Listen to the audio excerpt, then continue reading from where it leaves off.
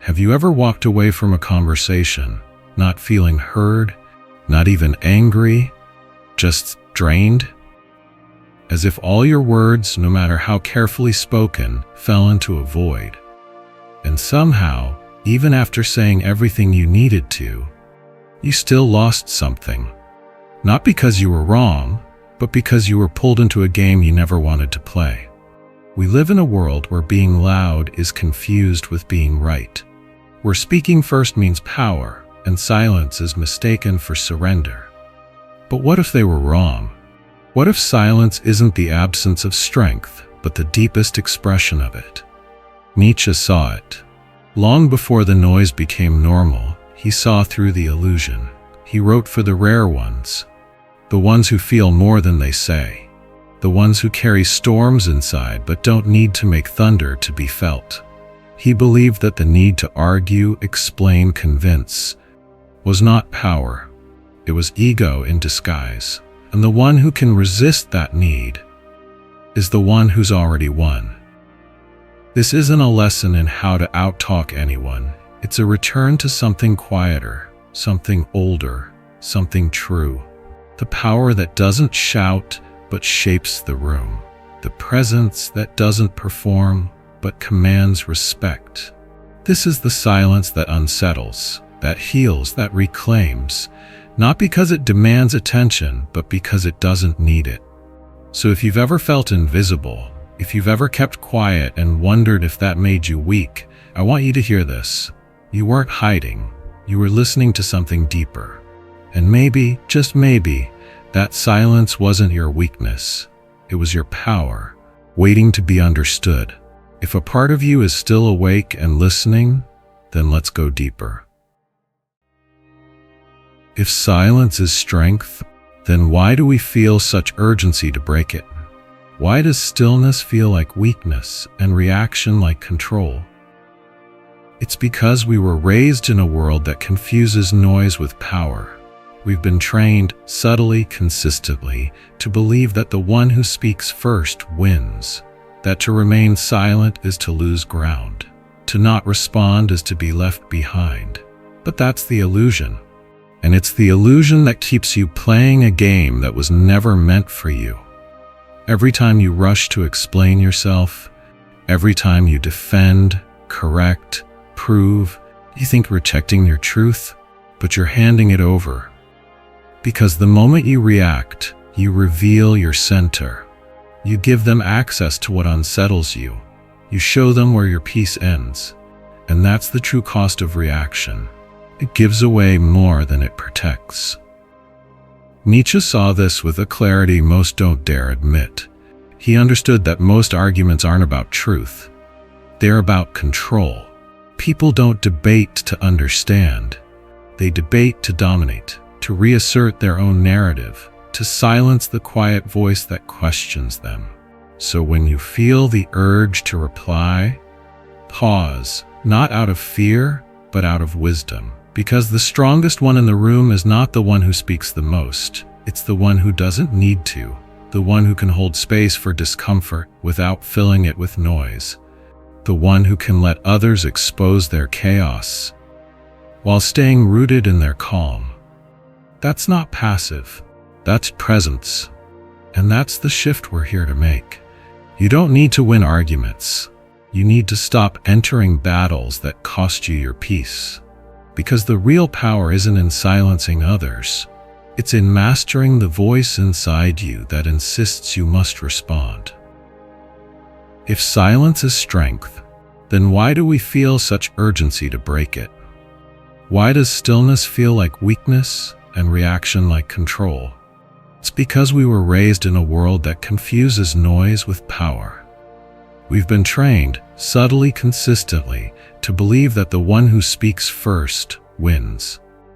That to remain silent is to lose ground. To not respond is to be left behind. But that's the illusion. And it's the illusion that keeps you playing a game that was never meant for you. Every time you rush to explain yourself, every time you defend, correct, prove, you think you're protecting your truth. But you're handing it over. Because the moment you react, You reveal your center. You give them access to what unsettles you. You show them where your peace ends. And that's the true cost of reaction. It gives away more than it protects. Nietzsche saw this with a clarity most don't dare admit. He understood that most arguments aren't about truth. They're about control. People don't debate to understand. They debate to dominate, to reassert their own narrative, to silence the quiet voice that questions them.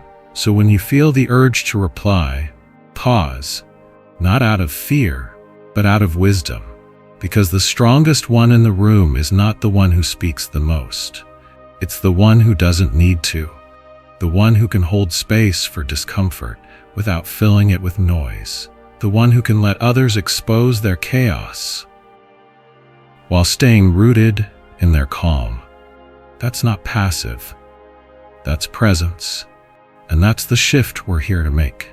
You don't need to win arguments. You need to stop entering battles that cost you your peace. Because the real power isn't in silencing others.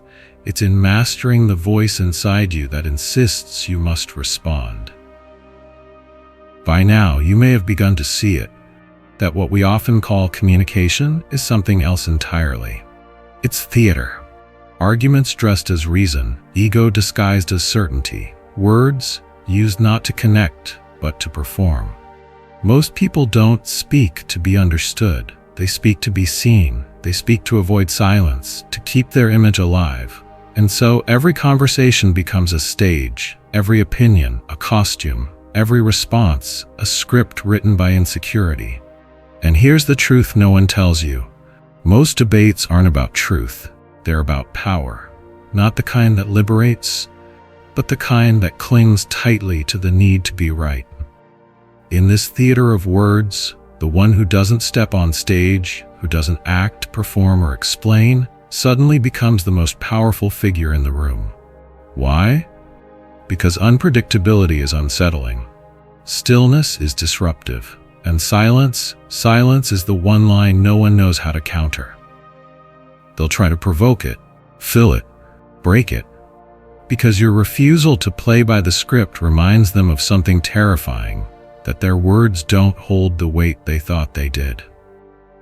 When you don't perform, you hold a mirror to the performance around you. And people feel it, in their body, in their voice, in the sudden shakiness of their conviction.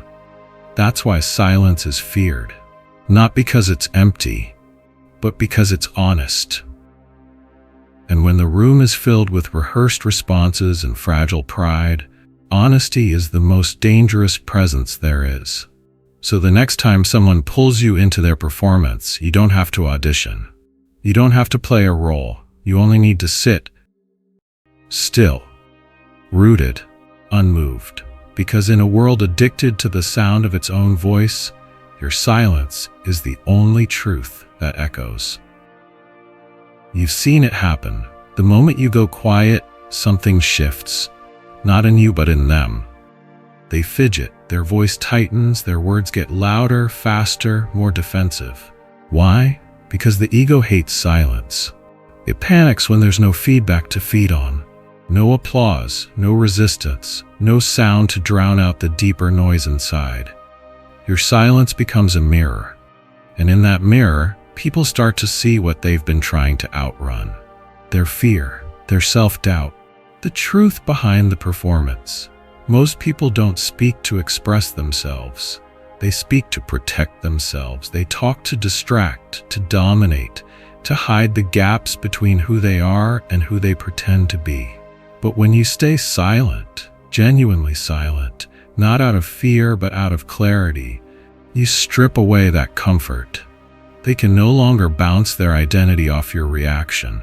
They start projecting, guessing, filling the silence with their own assumptions. Is he judging me? Did I say something wrong? Why isn't he responding? And in that quiet tension, the illusion begins to unravel. Not because you attacked them, but because your stillness revealed the battle they were already fighting inside.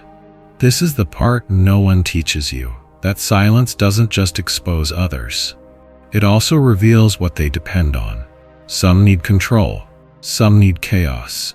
Some just need to be seen so badly, they'll create conflict just to feel real. But when you don't respond, when you refuse to feed the game, you become something the ego cannot control. And that makes you dangerous. Not in a loud, aggressive way, but in a quiet, grounded, unshakable way. Because now, you're no longer reacting to their noise. You're holding space for what it reveals. And that's the moment the power dynamic flips. They're no longer leading, you are. Not because you took control, but because you no longer need it. We're taught to be agreeable, to blend in, to keep the peace, say the right things, nod when expected, stay quiet but not too quiet. Society doesn't ask you to be yourself, it asks you to be acceptable. And over time, that pressure, it shapes you. You begin to measure your worth by how others receive you. Their approval becomes your compass. Their comfort becomes your cage. Nietzsche saw this. He called it slave morality. Not because you were weak, but because you were conditioned to survive.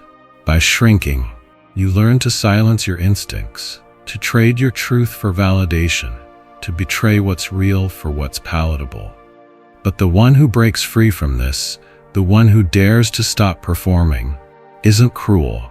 He's free. The Übermensch doesn't seek permission. He doesn't ask to be liked. He doesn't explain or justify or apologize for being fully himself. His silence isn't cold. It's clean. It's rooted in something deeper. Something that doesn't need to be seen to be real. Inner authority. And once you touch it, you stop needing applause. You stop fearing judgment. You stop trying to earn your place in rooms you were never meant to sit in. You realize you were never here to impress the herd. You were here to remember who you are, without asking anyone to agree. So when you feel that urge rise to explain yourself, to soften your truth, to make others feel more comfortable in the presence of your clarity, pause, breathe, and ask yourself, is this coming from fear or from power? Because when your silence flows from inner authority, you don't need the world to understand you.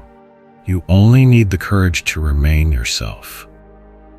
There are two kinds of minds in every room. The first reacts, quickly, loudly, driven by ego, emotion, and the need to be seen. It speaks before it sees. It responds before it understands. It mistakes speed for strength and noise for truth. Then there's the other, the mind that watches, the one that listens, not to reply but to understand, not to perform but to perceive. This is the observer mind, quiet, still, unhurried, unbothered. It doesn't rush to interrupt the story, because it knows the story always tells on itself if you give it time. While others reveal their insecurities, their contradictions, their need to prove, you remain grounded, gathering, tracking patterns, tuning into what's beneath the words. The observer doesn't chase power. It studies how power behaves, and that insight, that is power in its purest form. Because when you don't need to speak to be present, you become impossible to predict and impossible to manipulate. Others won't know what you're thinking. They won't know if they've impressed you or exposed themselves. And in that uncertainty, they begin to unravel. Not because you attacked, but because your stillness gave them nowhere to hide. The observer mind is not passive, it's precise. It notices the details everyone else misses, the tension behind the smile, the hesitation in their tone, the fear behind their confidence, and it holds all of it, quietly, patiently, until the moment comes when silence no longer needs to be held, but used. So if you find yourself sitting silently while others scramble to be heard, don't doubt yourself. You're not absent. You're present in a way they haven't learned to be. And that presence, it changes everything. There comes a point on this path where silence stops being a shield and becomes a sword. Not a sword that cuts flesh, but one that slices through illusion, ego, and noise. This is where Nietzsche's vision of the Übermensch takes form. Not in loud defiance, not in dominance for its own sake, but in a presence so still, it unsettles. The Übermensch doesn't need to argue. He doesn't explain himself into being. He doesn't chase validation in the eyes of others. He simply is. And in being, he redefines what power looks like. His silence isn't absence, it's intention. It's the unspoken clarity of someone who no longer doubts who they are. When he does speak, it's rare, measured, deliberate. And because it's rare, it lands like thunder in a world full of meaningless sound. You see, most people waste words. They fill space to avoid facing themselves. But the Übermensch knows every word spoken is a move revealed. Every reaction is an invitation to be controlled. So he chooses a different path. He holds his silence like a blade, not to threaten, but to remind the room. He does not play by their rules. While others argue to be heard, he listens, he watches, and when the moment comes, he speaks one sentence and ends the conversation. Not by volume, but by truth. Truth that doesn't try to convince because it doesn't need to. This is the power of silence, sharpened by self-mastery. A silence that no longer hides. It reveals, it commands, it cuts. And those who hear it know immediately they are no longer speaking to someone who needs their approval. They are standing before someone who has nothing left to prove. Silence isn't just the absence of sound, it's pressure, it's presence, it's a mirror. And when you hold that silence calmly without apology, you're no longer just quiet. You're inviting others to face what they've buried. Because most people, they don't use words to express. They use them to protect, to defend, to cover the cracks they're terrified others might see. But when you go still, genuinely still, their words hit a wall that doesn't echo back approval, a wall that doesn't soften their insecurities. And suddenly, they're exposed. Not by attack, but by the space they don't know how to fill. This is why silence unsettles. It strips away the performance. It reveals the desperation behind control. It shines a quiet light on the ones who need noise to feel powerful. The manipulator, the narcissist, the one who builds their confidence on your reaction. They all depend on emotional response. They need to know they're getting to you. But when you don't flinch, don't reply, don't give them what they expect, you break the loop. And in that break, they panic. They spiral. They over-explain. They try harder to provoke because your silence is saying something louder than any insult ever could. You no longer have power here. And deeper still, silence awakens wounds. Rejection, abandonment, humiliation. When someone expects you to react and you don't, they're left to sit with their own voice. And for many, that voice is unbearable. So they lash out, not because you harmed them, but because your stillness brought them face to face with what's been hiding inside all along. That is the true impact of silence. Not that it harms, but that it reveals. And sometimes, what it reveals is the one thing they've been trying to escape their entire life: themselves. But let's pause here, because not all silence is power. And you know this. There's another kind of silence, one that doesn't come from strength, but from something broken inside. The silence that hides, that shrinks, that bites its tongue not because it's wise, but because it's afraid. Afraid of conflict, afraid of being misunderstood, afraid of what will happen if the truth is spoken aloud. This is not the silence of the sovereign. It's the silence of someone who's been told their voice is too much or not enough. It's the silence that feels like suffocation, not peace. And if that's where you are right now, I want you to hear this. That is not your fault. You were trained to believe that keeping the peace meant losing yourself, that maturity meant silence, that being a good person meant never shaking the room. But that kind of silence? It isn't wisdom. It's conditioning. It's learned helplessness in a mask of calm. And here's the quiet tragedy. When you surrender your voice long enough, you begin to forget it was ever yours to use. You become what others need you to be. You vanish in rooms you were meant to lead. You keep the waters still while you drown underneath. So hear me. True silence is chosen, not forced. It comes from clarity, not fear. From inner strength, not emotional shutdown. And the moment you begin to recognize the difference, you start to take your power back. Because silence that's rooted in self-respect heals. But silence born of fear hurts. Not just others, but you. So if your silence feels heavy, like a weight, like something swallowing you instead of centering you, that's your signal. Not to make noise, but to come home to your voice. Not to shout, but to stop hiding. Because the silence that comes from your wholeness is the only one worth keeping. True silence isn't emptiness. It's presence. It's a boundary. It's a quiet declaration that says, I know who I am and I no longer need to prove it. From now on, don't go silent out of fear. Go silent from power, from clarity, from the calm confidence that no longer begs to be heard, because it has already been found within. Let your silence speak where words fall short. Let it hold the line when others push. Let it remind you that strength doesn't always roar.